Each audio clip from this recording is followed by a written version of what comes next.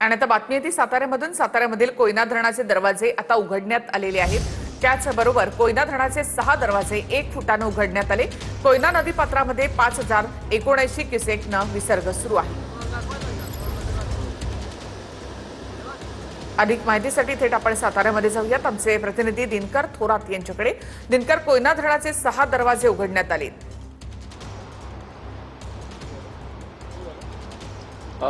निखिला, कोयना धरणाचे 6 वक्री दरवाजे 1 फुटाने उचलून कोयना धरणातून 5069 क्युसेक पाण्याचा विसर्ग हा कोयना नदी पात्रात करण्यात येत असून गेल्या या हंगामात उशिरा पाऊस सुरू झाला असला तरी कोयना धरणाने आपली 105 टीएमसीची पातळी गाठण्यास फक्त 15 टीएमसी पाणीसाठा आवश्यक आहे आणि धरणातील पाणीसाठ्याचे नियमन करण्यासाठी कोयना धरण व्यवस्थापनाने आज 6 वक्री दरवाजे 1 फुटाने उघडून कोयना नदी पात्रात पाण्याचा विसर्ग सुरू केलेला आहे। निखिला, नक्कीच धन्यवाद दिनकर एकूणच माहितीबद्दल। सातारा जिल्ह्यामध्ये आता कोयना धरणाचे 6 दरवाजे हे आता उघडण्यात आलेले आहेत। 1 मीटरने हे दरवाजे उघडण्यात आले असून पाण्याचा विसर्ग सुरू आहे। नदीकाठच्या नागरिकांना सतर्कतेचा इशारा देण्यात आलाय। कृष्णा कोयना नदीच्या परिसरातील नागरिकांना सतर्कतेचा इशारा देण्यात आलाय। हे दरवाजे 1 फुटाने उघडण्यात आलेले आहेत। 5079 क्युसेकना सध्या पाण्याचा विसर्ग सुरू आहे।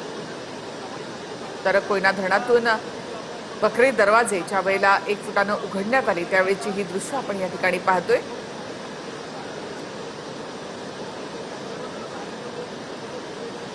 कोयना धरणामधून सध्या 5079 क्युसेकना विसर्ग सुरू आहे।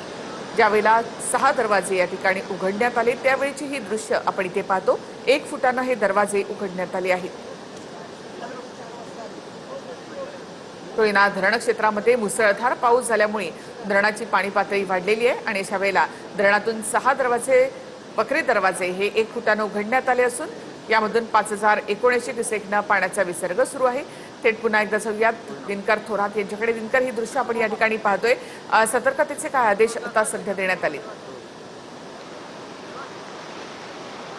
हो, कोयना धरणातून सोडण्यात येणाऱ्या पाण्यामुळे कोयना नदी आणि कृष्णा नदीच्या पाणी पातळीत मोठी वाढ होणार आहे आणि ही वाढ झाल्यामुळे नदीकाठच्या गावांना कोयना धरण व्यवस्थापनाने सतर्कतेचा इशारा दिलेला आहे आणि कोयना पाणलोट क्षेत्रात हा सातत्यपूर्ण पाऊस पडत आहे आणि ह्या एकूणच पावसामुळे धरणात मोठ्या प्रमाणात पाण्याची वाढ होणार आहे आणि वाढलेल्या पाणी हे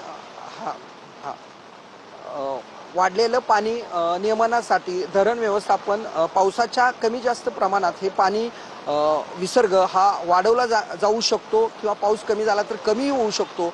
मात्र कोयना धरणात 25,000 क्युसेकनं पाण्याची आवक होत आहे आणि त्यामुळं धरणात मोठ्या प्रमाणात पाण्याची आवक ही होत असल्यामुळे धरण व्यवस्थापनाने आज पाणी विसर्गाचा निर्णय घेतला। मात्र धरणाचे दरवाजे आणखी धन्यवाद दिनकर एकूणच माहितीबद्दल।